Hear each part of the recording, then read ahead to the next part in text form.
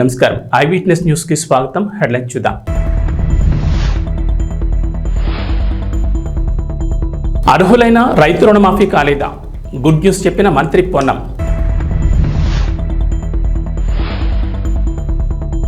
అద్భుత పర్యాటక కేంద్రంగా మూసి ప్రక్షాళనలో చియాంగి చియాన్ నదే ఆదర్శం, పరిశీలించిన సీఎం రేవంత్.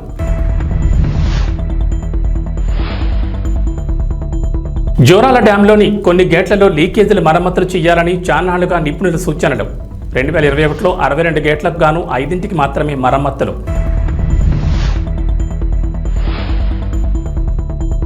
హైదరాబాద్లో భారీ వర్షం, రోడ్లపైకి వరద నీరు, భారీగా ట్రాఫిక్ జామ్. తెలంగాణ ప్రభుత్వం ఎన్నికల్లో ఇచ్చిన ప్రధాన హామీల్లో 2 లక్షల రైతు రుణమాఫీ, పంట రుణాలు తీసుకున్న రైతులకు 2 లక్షల వరకు లోన్లు మాఫీ చేస్తామని కాంగ్రెస్ ప్రకటించింది.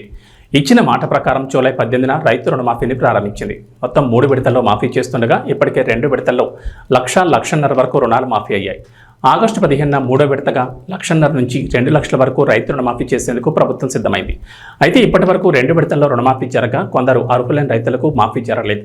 బ్యాంక్ అకౌంట్ నెంబర్లలో తప్పులు, ఆధార్ వివరాలు సరిపోల్చకపోవడం, వివిధ సాంకేతిక కారణాలతో రైతు రుణమాఫీ జరగలేదు. దీంతో ఆయా రైతులు ఆందోళనకు గురవుతున్నారు. తమకు రుణమాఫీ జరగలేదని బాధను వ్యక్తం చేస్తున్నారు. ఈ నేపథ్యంలో అటువంటి రైతులకు మంత్రి పొన్నం ప్రభాకర్ గుడ్ న్యూస్ చెప్పారు. అర్హతలు ఉన్న రుణమాఫీ కాని రైతుల కోసం స్పెషల్ డ్రైవ్ నిర్వహిస్తామని చెప్పారు. అటువంటి వారి కోసం 4 రోజుల పాటు స్పెషల్ డ్రైవ్ నిర్వహించి రుణాలను మాఫీ చేస్తామని ప్రకటించారు. రైతులెవరూ అధైర్యపడొద్దని, ఆందోళన గురికావద్దని సూచించారు. తమ ప్రభుత్వంలో అర్హులైన ప్రతి ఒక్కరికి సంక్షేమ ఫలాలు అందుతాయని చెప్పారు.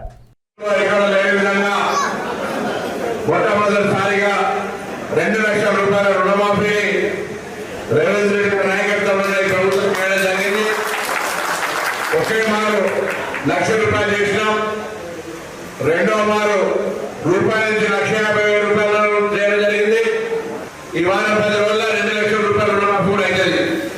అయితే ఇందులో ఎవరికైనా సాంకేతికంగా ఆధార్ కార్డు బ్యాంకు లింక్ కాలేదేనో, ఇతరత్ర ఏదైనా కారణంతో రేషన్ కార్డు కావచ్చు, ఇంకేదైనా సాంకేతికమైనటువంటి కారణంతో మీకు లోన్ మాఫీకి సంబంధించిన అంశం ఉంటే వ్యవసాయ అధికారి కానీ మండల కార్యాలయంలో కానీ మీ యొక్క ఫిర్యాదును మీ లేఖ నివాసే సందర్భంగా కోరుతా ఉన్నాం. రైతులకు సంబంధించి ఈరోజు వ్యవసాయంతో భారీగా వ్యవసాయం రోజు పని చేసుకుంటే ఎకరానికి ₹4,000 పూర్తి అనుకోండి. వేరే పంటల ద్వారా 20,000, 30,000 మిగిలి సగం కట్టలు తగ్గించే విధంగా ఉండేటువంటి పంటలు మారుతున్న కాలానికి అనుగుణంగా పంటలు మార్చుకొని ఆదాయం ఖర్చు పెరిగినాయి, వద్దన్నా ఖర్చు విడబడతా ఉంది. వాటి ఖర్చుకు తగ్గ ఆదాయం పెంచుకోవాలని వ్యవసాయ శాఖ తరఫున, ప్రభుత్వం తరఫున కొన్ని ఆలోచనలు నేను చెప్తా ఉన్నాను. దయచేసి అందరూ వినండి. విన్న తర్వాత ఎవరైనా ఉత్సాహం ఉన్న రైతులు మీ పేర్లు ఇస్తే వాళ్ళకు సంబంధించి అప్లికేషన్ నుంచి మొదలుకుంటే బ్యాంకులో శాంక్షన్ అయి ఆ స్కీమ్ మీకు చేయలేదాకా మా కార్యాలయం నుంచి మిమ్మల్ని ఆ విధంగా ఫాలో చేస్తూ అప్లికేషన్ నుంచి బ్యాంకులో చేయలేదాకా మా బాధ్యత మనం పనిచేస్తున్నాం. దయచేసి మీరు ఎవరో ఉత్సాహం ఉన్నారో వాళ్ళంతా మీ పేరు రాసేవని సందర్భంగా నేను కోరుతాను. మూసీ నది ప్రక్షాళనకు తెలంగాణ ప్రభుత్వం సిద్ధమైన విషయం తెలిసిందే. హైదరాబాద్ నగరాన్ని ప్రపంచ పర్యాటక కేంద్రంగా తీర్చిదిద్దేందుకు గాను ప్రస్తుతం మురుగునీరు పారుతున్న మూసీ నదిని అందంగా తీర్చిదిద్దేందుకు నడుం బిగించింది. ఇప్పటికే బడ్జెట్లో నిధులు కూడా కేటాయించింది. మూసీ నదికి ఇరువైపులా అందమైన పార్కులు, షాపింగ్ కాంప్లెక్స్లు నిర్మించి టూరిస్ట్ హబ్గా మార్చేందుకు ప్రయత్నిస్తున్నారు.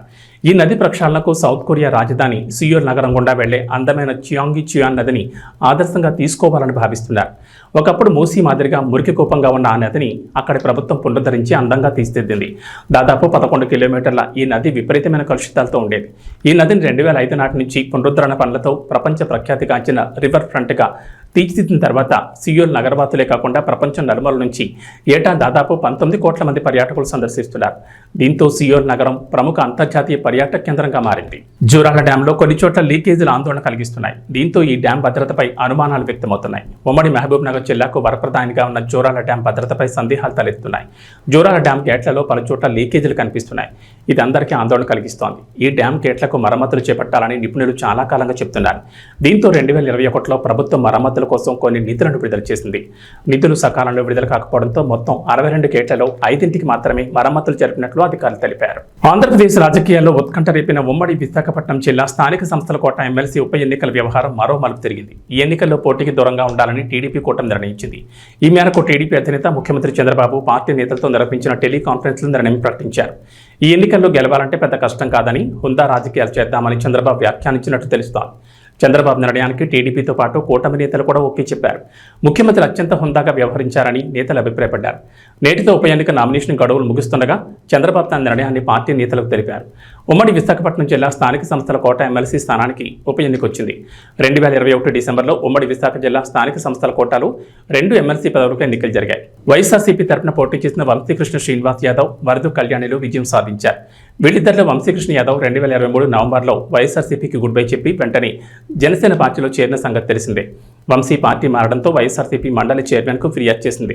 వంశీకృష్ణ శ్రీనివాస్ పార్టీ ఫిరాయించారని, ఎమ్మెల్సీ పదవికి అనర్హులుగా ప్రకటించారని కోరారు. ఆంధ్రప్రదేశ్లో కూటమి ప్రభుత్వం అధికారంలోకి వచ్చిన తర్వాత పలు కీలక నిర్ణయాలు తీసుకుంది. 2014 నుంచి 2019 మధ్య అధికారంలో ఉన్న సమయంలోని కార్యక్రమాలు గత ప్రభుత్వ హయాంలో ఆగిపోయాయి. అయితే వాటిని తిరిగి ప్రారంభిస్తోంది. తాజాగా ఏపీ ప్రభుత్వం మరో కీలక నిర్ణయం తీసుకుంది. విజయవాడ సమీపంలో ఇబ్రహీంపట్నం దగ్గర ఉన్న గోదావరి కృష్ణ సంగమ ప్రాంతమైన పవిత్ర సంగమం ఫెర్రీ దగ్గర మళ్లీ కృష్ణమ్మ హారతి కార్యక్రమాన్ని ప్రారంభించనున్నారు.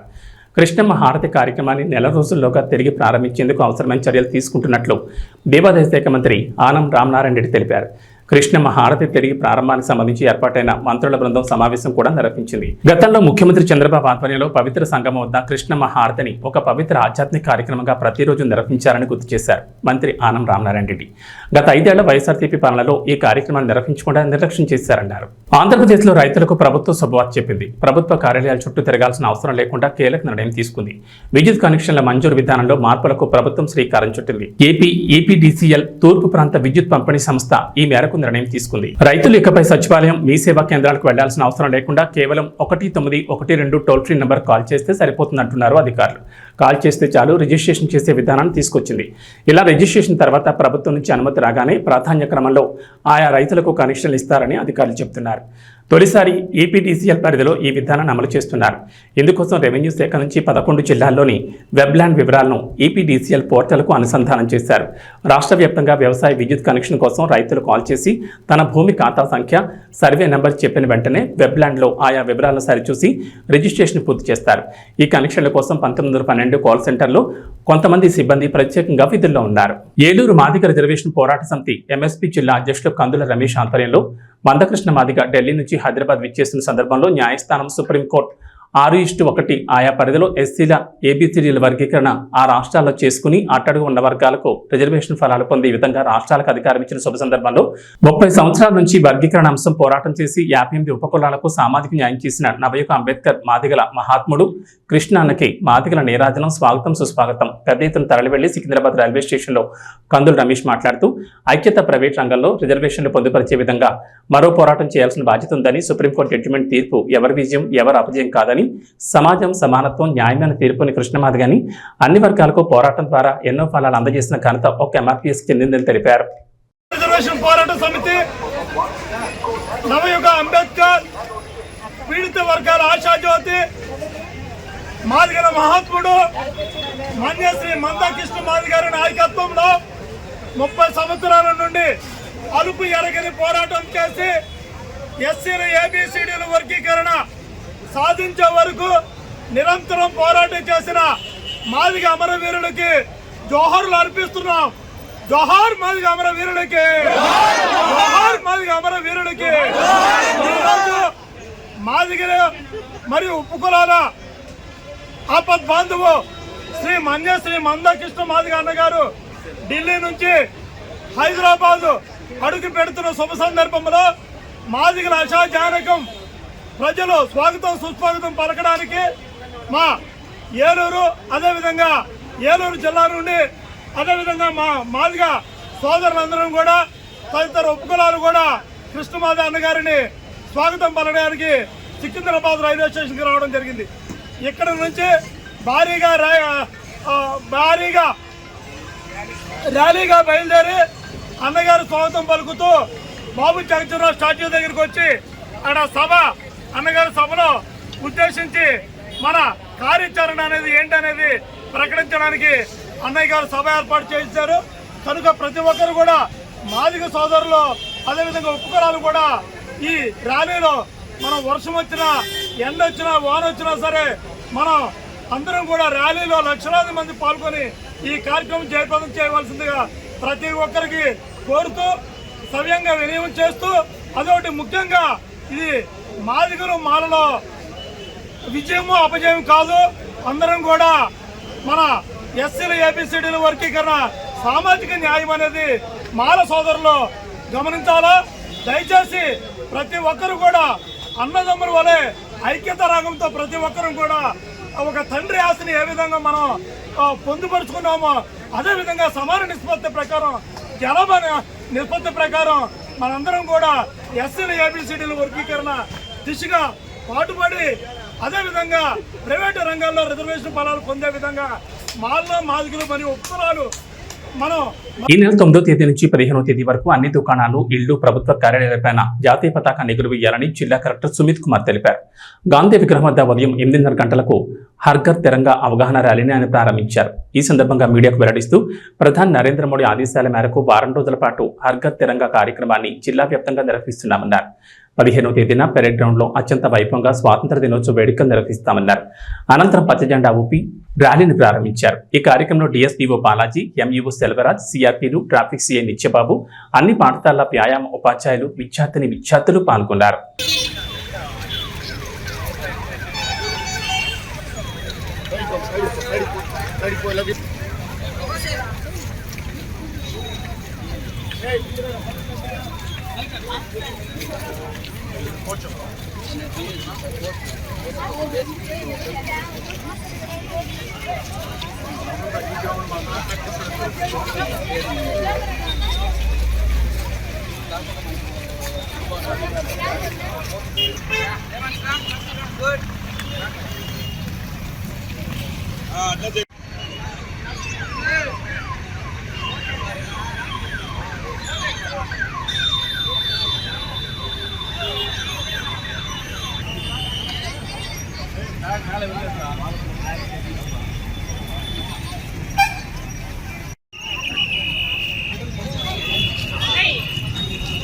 అట్లా నాన్న కొంచెం ఉన్నాను.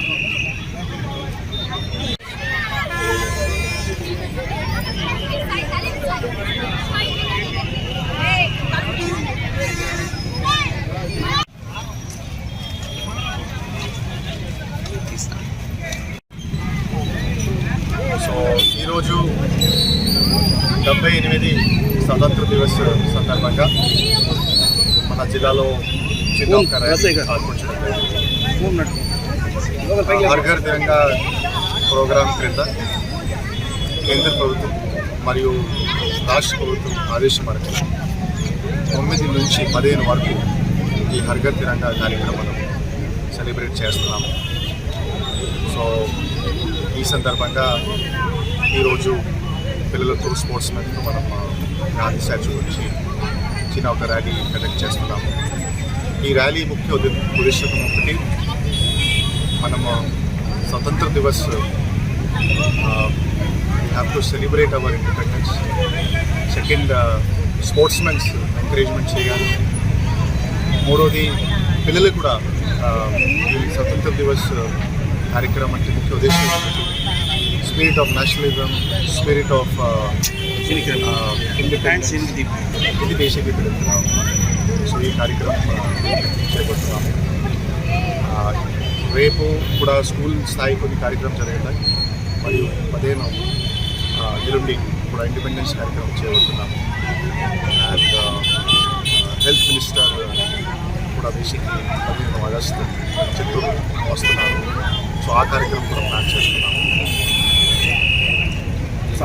ప్రతి ఇంటికి ఖచ్చితంగా ఇప్పుడు తిరంగా హర్ ఘర్ తిరంగా కార్యక్రమం కింద ప్రతి ఇంటికి ఒక తిరంగా ఉండాలి. సో ఆ కార్యక్రమంలో ప్రిపరేషన్స్ జరుగుతున్నాయి. ఇంకా కాకుండా మెయిన్గా బేసిక్లీ స్పోర్ట్స్ పర్సన్స్ ఈ సంవత్సరం బేసిక్లీ స్పోర్ట్స్ పర్సన్ మీద కొద్దిగా ఎక్కువ మనం ఫోకస్ పెట్టుకున్నాము. సో అది కూడా ఒక ప్రోగ్రామ్. సో ఈరోజు జస్ట్ పోస్ట్తో డిస్కషన్స్ చేస్తున్న తర్వాత కూడా స్పోర్ట్స్ పర్సన్స్ ఎట్లా ఎంకరేజ్ చేయాలి, స్పోర్ట్స్ పర్సన్స్ ఎట్లా మోటివేట్ అవ్వాలి డిస్కషన్ చేయడం. ప్రతి ఇంటికి ఖచ్చితంగా ఇప్పుడు తిరంగా హర్ ఘర్ తిరంగా కార్యక్రమం కింద ప్రతి ఇంటికి ఒక తిరంగా ఉండాలి. సో ఆ కార్యక్రమంలో ప్రిపరేషన్స్ జరుగుతున్నాయి. ఇంకా కాకుండా మెయిన్గా బేసిక్లీ స్పోర్ట్స్ పర్సన్స్ ఈ సంవత్సరం బేసిక్లీ స్పోర్ట్స్ పర్సన్ మీద కొద్దిగా ఎక్కువ మనం ఫోకస్ పెట్టుకున్నాము. సో అది కూడా ఒక ప్రోగ్రామ్. సో ఈరోజు జస్ట్ పోస్ట్తో డిస్కషన్ చేస్తున్న తర్వాత కూడా స్పోర్ట్స్ పర్సన్స్ ఎట్లా ఎంకరేజ్ చేయాలి, స్పోర్ట్స్ పర్సన్స్ ఎట్లా మోటివేట్ అవ్వాలి డిస్కషన్ జరుగుతుంది. హైదరాబాద్లోని ఉస్మానియా వైద్య కళాశాలలో జూనియర్ డాక్టర్లు కొవ్వొత్తుల ర్యాలీ నిర్వహించారు. కోల్కతాలోని ఆర్జే మెడికల్ కాలేజీలో మహిళా డాక్టర్ దారుణ హత్యకు నిరసనగా హైదరాబాద్లోని కోటిలోని ఉస్మానియా మెడికల్ కాలేజీలో జూనియర్ డాక్టర్లు కొవ్వొత్తుల ర్యాలీ నిర్వహించారు. నిందితులను వెంటనే అరెస్ట్ చేసి కఠినంగా శిక్షించాలని జూనియర్ డాక్టర్లు డిమాండ్ చేశారు. బాధితురాలికి ఆమె కుటుంబానికి న్యాయం చేయాలని వైద్యులు డిమాండ్ చేశారు. వైద్య నిపుణులకు ముఖ్యంగా మహిళలకు భద్రత కల్పించేందుకు ప్రభుత్వం కఠిన చర్యలు తీసుకోవాలని కోరారు. ఇలాంటి ఘటనలు ఇలాగే కొనసాగితే సురక్షితమైన వాతావరణంలో పనిచేయడం కష్టమవుతుందని వైద్యులు తెలిపారు. ప్రభుత్వం చర్యలు తీసుకోకుంటే దేశంలో వైద్యుల కొరత తీరుతుందని జూనియర్ డాక్టర్లు హెచ్చరించారు.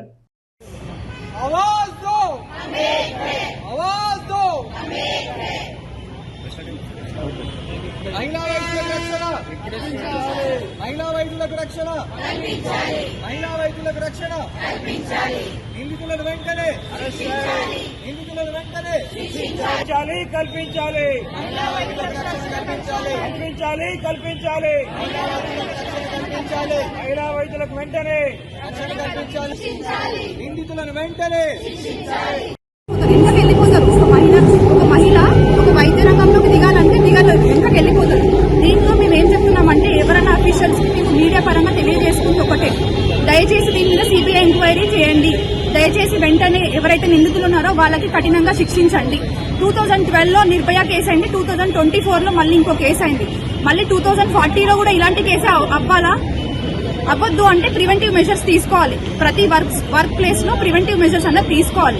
Women cell, every medical college should have women cell. Medical college are హాస్పిటల్లో ఉమెన్ సెల్ పెట్టండి. ఆ ఉమెన్ సెల్ లో డిస్కస్ చేయండి, ఎవ్రీ మంత్ ప్రాబ్లమ్స్ డిస్కస్ చేయండి. మాకు సరైన సెక్యూరిటీ కల్పించండి, సెక్యూరిటీ ఆడిట్ చేయండి. ఎన్ఎంసీ వాళ్ళు ఎందుకున్నారు? ఓన్లీ ఇన్స్పెక్షన్స్ కోసమైనా సెక్యూరిటీ ఆడిట్ కూడా చేయండి. ఎక్కడ ఏ కాలేజెస్ లో ఎక్కడెక్కడ సీసీటీవీ కెమెరాస్ ఉన్నాయో చూడండి. సెక్యూరిటీ ఆడిట్ కూడా చేయడం చాలా important. Thank you so much. Free release event వస్తే చాలు కనీసం ఒక్క ఫ్యాన్ అయినా హీరో కాళ్ల మీద పడిపోతుంటాడు. కొన్నేళ్లుగా ఈ సంప్రదాయం టాలీవుడ్లో బాగా కనిపిస్తోంది. అయితే వారంతటా వాళ్లే వచ్చి పడుతున్నారా లేక మూవీ టీమే చేయిస్తుందా అనే విషయం పక్కన పెడదాం. తాజాగా మిస్టర్ బచ్చన్ ఫ్రీ రిలీజ్ ఈవెంట్లో కూడా ఇది సీన్ రిపీట్ అయింది. కానీ అక్కడ ఉన్న మాస్ మహారాజా కావడంతో తన ఫ్యానే అయినా సరే చేయకూడని పని చేయకూడదంతే అంటూ స్వీట్ వార్నింగ్ ఇచ్చారు. ఇందుకు సంబంధించిన వీడియో సోషల్ మీడియాలో వైరల్ అవుతోంది. మిస్టర్ బచ్చన్ ఫ్రీ రిలీజ్ ఈవెంట్లో రవితేజ సీరియస్ గా మాట్లాడుతుండగా గబుక్కున ఓ ఫ్యాన్ ఫెన్సింగ్ దూకేసి స్టేజ్ మీదకి దూసుకొచ్చాడు. రవితేజ దగ్గరికి వెళ్తుండగా వెంటనే బౌన్సర్లు అతను పట్టుకుని పక్కకు లాగేశారు. వెంటనే రవితేజ ఆపే ప్రయత్నం చేస్తూనే ఆ ఫ్యాన్ దగ్గరికి వెళ్ళి వద్దు అలా రాకూడదురా నాన్న, వస్తే ఇలాగే లాగేస్తారంటూ స్వీట్ వార్నింగ్ ఇచ్చారు. అలానే ఎవరే భయపెట్టకండ్రా బాబు, ఇలా టప్పును వచ్చేస్తే భయపడతాం, భయం వేస్తుంది అంటూ రవితేజ అన్నారు. ఈ వీడియో సోషల్ మీడియాలో తెగ వైరల్ అవుతోంది. ఏదో కాళ్ల మీద పడుతుంటే గొప్పగా గర్వంగా ఫీల్ అయిపోయే హీరోలు టైప్ కాదు మాస్ రాజా అంటే అంటూ రవితేజ ఫ్యాన్స్ కామెంట్లు పెడుతున్నారు. కింది స్థాయి నుంచి వచ్చిన వ్యక్తి కనుకే రవితేజలో ఎక్కడ ఇసుమంత గర్వం కూడా కనిపించదంటున్నారు అభిమానులు. ఇతను చాలా కామ్గా ఉంటాడు, ఎక్కువ మాట్లాడు. ఒక fight master hello hello hello hello ఓయ్ ఓ వద్దు అలా రాకూడదు నాన్న, ఇలాగే లాగేస్తారు. ఓకే సరే ఓకే రైట్ రైట్ ఎల్బో. ఒరే భయపెట్టకండి రా బాబు, ఇలా టప్పని వచ్చేస్తే భయపడతాం, భయం వేస్తుంది. సో పృథ్వీ చాలా బ్రైట్ ఫ్యూచర్ ఉన్నాడు నువ్వు, అద్భుతమైన ఫ్యూచర్ నీకు ఉంది. దీంట్లో స్టైల్ త్రీ యాక్షన్ ఎపిసోడ్స్ కదా, ఫోర్ యాక్షన్ ఎపిసోడ్స్, ఒకటి తప్ప మిగతా అన్ని తనే చేశాడు. మీకు తెగ నచ్చేస్తుంది. Thank you Prithvi, you have a bright future. Sri Lanka పర్యటన తర్వాత భారత క్రికెట్ జట్టుకు సుదీర్ఘ విరామం దొరికింది. దీంతో ప్లేయర్లంతా తమ కుటుంబంతో కలిసి ఖాళీ సమయాన్ని ఆస్వాదిస్తున్నారు. టీమిండియా తదుపరి సిరీస్ సెప్టెంబర్ 19 ప్రారంభం కానుంది. 2 టెస్టులు 3 టీ20లు ఆడేందుకు బంగ్లాదేశ్ జట్టు భారత్కు రానుంది. తొలుత టెస్ట్ సిరీస్ జరగనుంది. అంతేకాకుండా వచ్చే 5 నెలల్లో భారత్ 10 టెస్టులు ఆడనుంది. ఈ నేపథ్యంలో టెస్ట్ జట్టులో స్థానం కోసం ఆటగాళ్ల మధ్య పోటీ నెలకొంది. దీంతో దేశవాళీ టోర్నీ దులీప్ ట్రోఫీ ఆడేందుకు భారత జట్టులోని పలువురు సీనియర్ ప్లేయర్లు సిద్ధమైనట్లు తెలుస్తోంది. దులీప్ ట్రోఫీ సెప్టెంబర్ 5న ప్రారంభం కానుంది. మొదట ఈ సిరీస్కు రోహిత్ శర్మ, విరాట్ కోహ్లీ, రవిచంద్రన్ అశ్విన్, జస్ప్రీత్ బుమ్రాలు సైతం అందుబాటులో ఉంటారని వార్తలు వచ్చాయి. కానీ తాజా సమాచారం ప్రకారం వారు ఈ టోర్నీలో పాల్గొనలేదు. అయితే భారత సెంట్రల్ కాంట్రాక్ట్లో ఉన్న చాలా మంది ఆటగాళ్లు ఈ టోర్నీలో పాల్గొనేందుకు సిద్ధమయ్యారు. ముఖ్యంగా గాయం కారణంగా ఈ ఏడాది ప్రారంభంలో ఇంగ్లాండ్తో జరిగిన 5 మ్యాచ్ల టెస్ట్ సిరీస్లో 4కి దూరమైన కేఎల్ రాహుల్ దులీప్ ట్రోఫీపై ఫోకస్ పెట్టాడు. హైదరాబాద్లో కొండపొత్త వర్షం కురుస్తోంది. ఆకాశానికి చిల్లు పడింది అన్నట్లుగా వరండు దంచుకుంటాడు. జోరువాన్తో హైదరాబాద్ నగరం తడిసిముద్దాయింది. ప్రధానంగా Panjagutta, Banjara Hills, Jubilee Hills, Samirpet, Erramanzil, Kukatpally, Khairatabad, Lakdi Kapul, Madhapur, Balanagar, Mehdipatnam, Tolichowk, Yousufguda, Masab Tank ప్రాంతాల్లో వర్షం దంచుకొట్టింది. మిగిలిన ప్రాంతాల్లో మోస్తరు వర్షాలు కురుస్తున్నాయి. ఉదయం 6:40 మొదలైన వర్షం గంట నుంచి కురుస్తూనే ఉంది. దీంతో రోడ్లపైకి భారీగా వరద నీరు చేరింది. భారీ వరదతో వాహనదారులు తీవ్ర ఇబ్బందులు పడ్డారు. పంజాగుట్ట శ్మశాన వాటికి సమీపంలో రోడ్లపైకి మోకాళ్ళ లోతు నీరు రావడంతో భారీగా ట్రాఫిక్ జామ్ ఏర్పడింది. పంజాగుట్ట ఫ్లైఓవర్పై దాదాపు కిలోమీటర్ల మేర వాహనాలు నిలిచిపోయాయి. దీంతో రంగంలో దిగిన జీహెచ్ఎంసీ పోలీసులు డ్రైనేజ్ మ్యాన్హోల్స్ తెరిచి వర్షం నిలిపోయేలా చర్యలు తీసుకున్నారు. ఆదివారం రాత్రి కూడా నగరంలోని పలు ప్రాంతాల్లో వర్షం దంచుకొట్టింది. దీంతో పలు కాలనీల్లోకి భారీగా వరద నీరు చేరింది. ఏబీ బులెటిన్ విశేషాలు. నమస్కారం.